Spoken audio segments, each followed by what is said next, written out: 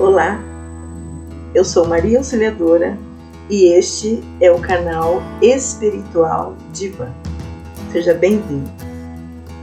A pergunta que eu faço hoje para você, e para mim também, né? Você consegue ser feliz, manter a sua serenidade, a sua mansidão, quando os seus sonhos, os seus projetos, as suas metas não são alcançadas?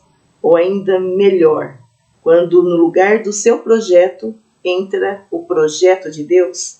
Como é que você reage a estas situações?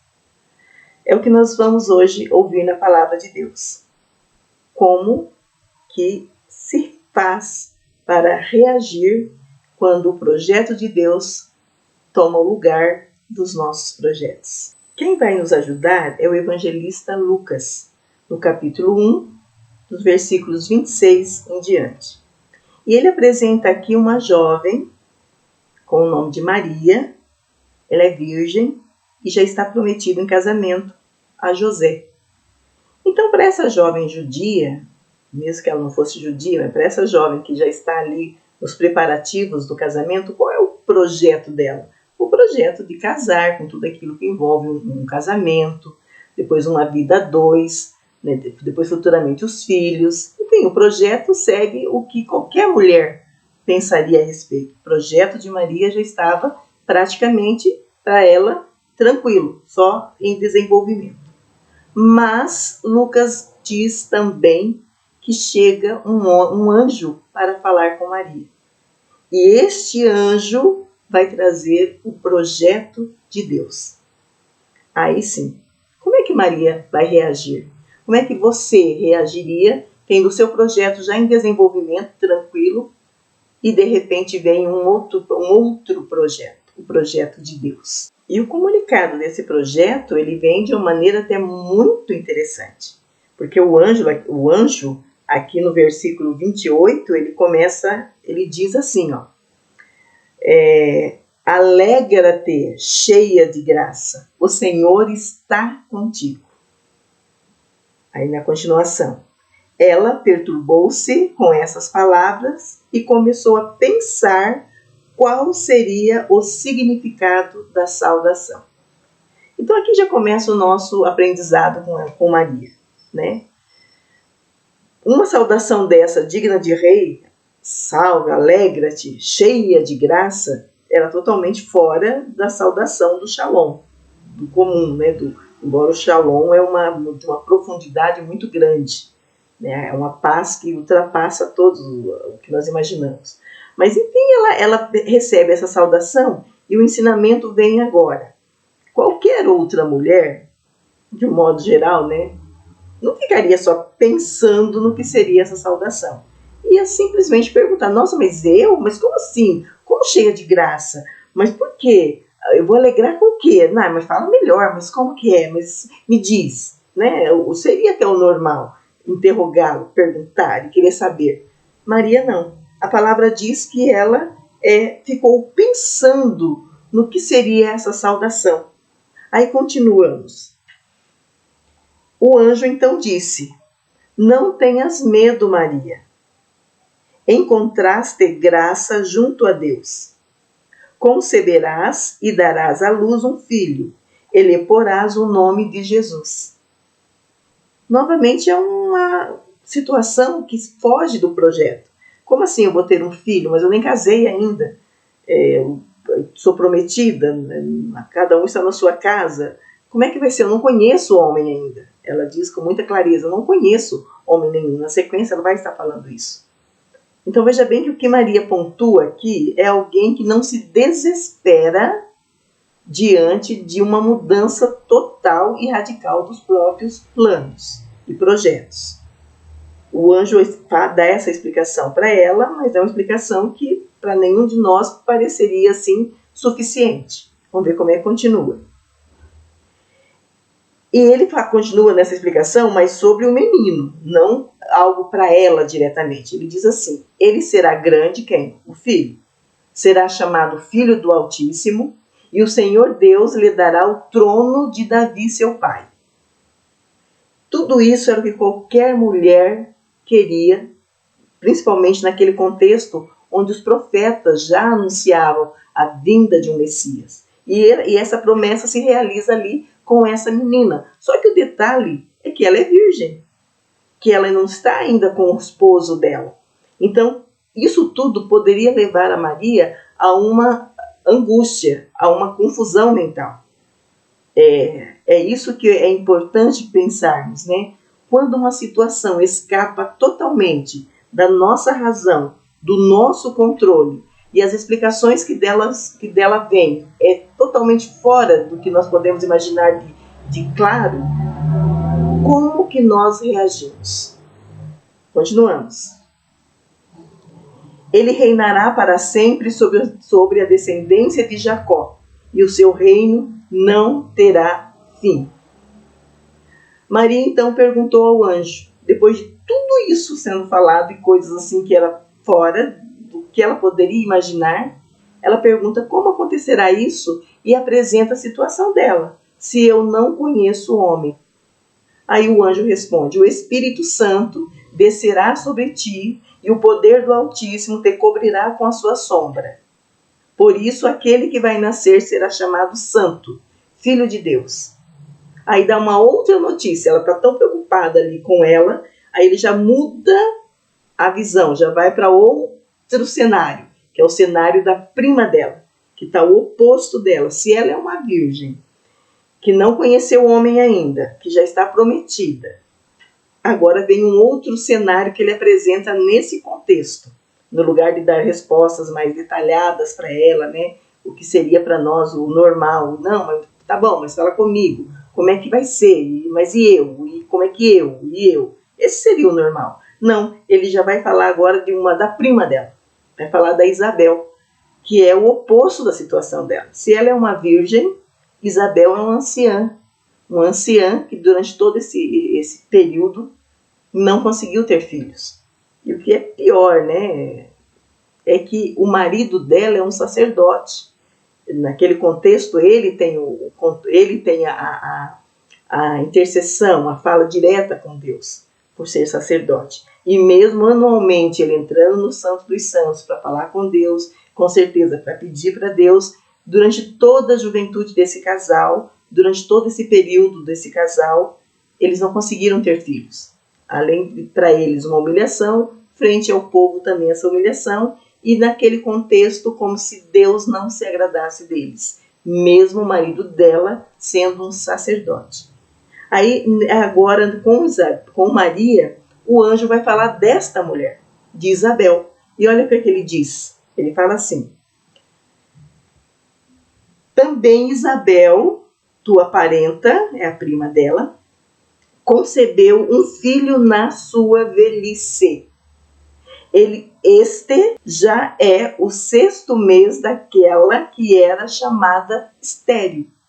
Todos da aldeia, da vizinhança, achavam assim, coitado da Isabel, né?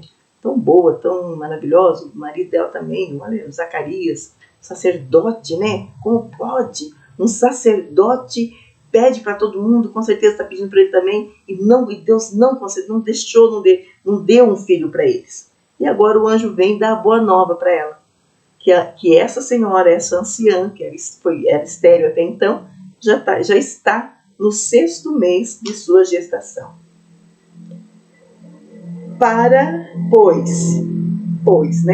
Pois, para Deus nada é impossível.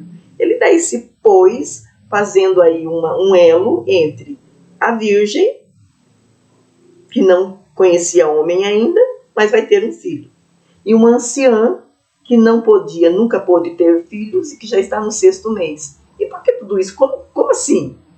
Pois, porque para Deus nada é impossível. E essa jovem poderia agora ter mais motivos para perguntar ainda muito mais coisas, né? Mas por favor, não tá? Eu entendi, mas a minha prima também, meu Deus, estou muito confusa. Essa confusão mental de Maria seria totalmente cabível, mas não. Diante dessas mudanças todas, tanto nos projetos dela, como da prima, no caso da prima até uma mudança maravilhosa, e o dela também. Só que como ela vai ter que enfrentar várias coisas pela frente, neste momento é complicado ficar feliz. Mas mesmo assim, ela mantém a serenidade, ela mantém a mansidão e ela responde para ele: eis aqui a serva do Senhor. Faça-se em mim segundo a tua palavra. E o anjo retirou-se. O anjo poderia ter ficado um pouquinho mais. Poderia falar: nossa, que bom, Maria, olha, parabéns. A escolha foi ótima, então, que você, olha, Maria. Não, não teve aplauso, não teve muito bem, não teve parabéns. O anjo retirou-se, para que ela continuasse agora a contracenar, com uma situação de, no lugar de correr para falar com a mãe, para explicar para José, ela ficou com tudo isso com ela. O anjo não disse para ela: olha, eu já falei com José, tá tudo bem, ele já vai entender. Já falei com seu pai, com a sua mãe também, a aldeia toda já está sabendo, está todo mundo muito feliz. Afinal, o que vai nascer de você é o prometido, é o Messias. Nada disso, o anjo retirou e ela ficou com toda essa situação. E aí, na sequência, se você tem disposição, interesse, né? Continua lendo, você vai ver que no lugar de pensar nela, ela vai socorrer, vai atrás, né? Vai subir a montanha para encontrar Isabel, que está lá tão quietinha, porque até Isabel não está sabendo lidar muito bem com essa notícia na velhice. Ela está na casa, lá no espaço dela, e Maria vai até lá para ajudar. Mas aí você pode ler com calma depois. Eu quero me deter aqui a Maria, que tem todos os motivos para, diante da mudança de planos de um projeto tão bem traçado da vida dela, entrou o projeto de Deus e mesmo assim nós não vamos perceber em nenhum momento, se nós continuarmos lendo aqui, né? Desde o nascimento do menino, eles têm que sair correndo, têm que sair para o Egito. De todo o período, onde nasce o menino perseguido num presépio, tudo aquilo que nós conhecemos sobre o nascimento de Jesus e Maria e José envolvidos nesse nascimento, toda a fuga, em nenhum momento nós vamos ouvir uma murmuração de Maria. Ah, porque o evangelista não colocou? Não, não por isso. Porque há em outras passagens, com outros personagens, que nós vamos ver as murmurações, né? Ao ponto de, em algumas passagens, o próprio Deus coloca lá que ele se ira, né? Uma linguagem assim, pontual, bem humana, que ele não gosta de murmuração. Não há isso em Maria. E o que faz com que ela não fique nessa murmuração? A frase que o anjo disse para ela: alegra-te. Alegra-te. Por quê? Porque o Senhor está contigo. Aí lá na frente, para Deus nada é impossível. Com certeza, não precisa estar escrito aqui. Cada vez que uma situação de Maria, aquela de José que fica na dúvida, o anjo tem que vir e fazer a intervenção e falar com ele: não, aceita Maria sim, José. Diante dos pais dela, que não fala como é que eles reagiram, mas nós podemos imaginar. A filha apareceu grávida e não está casada ainda. Diante disso tudo, cada vez que essas situações, esses pensamentos vinham até Maria, como é que ela rebatia esse pensamento? Lembrando: alegra-te, o Senhor está contigo. Para Deus nada é impossível. E aí está a nossa grande lição de hoje, nosso grande aprendizado de hoje. Cada vez que a situação que sai totalmente das nossas mãos, né, do nosso controle, que ela acontece, nós devemos pensar isso. O Senhor está comigo. Alegra-te, pois para Deus nada é impossível. E não caia na tentação de achar assim: ah, mas Maria foi o anjo, né, que chegou para ele. Eu também, se um anjo viesse para mim e falasse isso, eu não ia ficar desesperado. Não, não é um anjo que veio para falar comigo nem com você, mas é o próprio Jesus. A palavra nos diz que ele disse, e o que ele diz é fiel, que ele está conosco todos os dias. Todos os dias, ele não impôs nenhuma condição. todos os dias que você falar de mim para 3 pessoas. Todos os dias que você fizer um gesto de caridade para com seu irmão. Não. Todos os dias que você rezar, que você orar. Não. Ele disse, olha, eu estarei contigo todos os dias. Até o fim. Agora, como que você vai reagir a essa presença aí, ele não fala nada, né? Porque cabe a nós, é uma decisão nossa.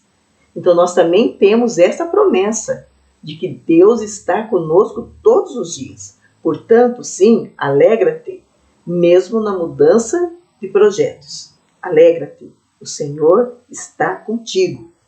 E para Deus, nada é impossível. Cada vez que acontecer alguma coisa que você vai sentir que não está bem, que vai te derrubar, traga à memória essa mensagem.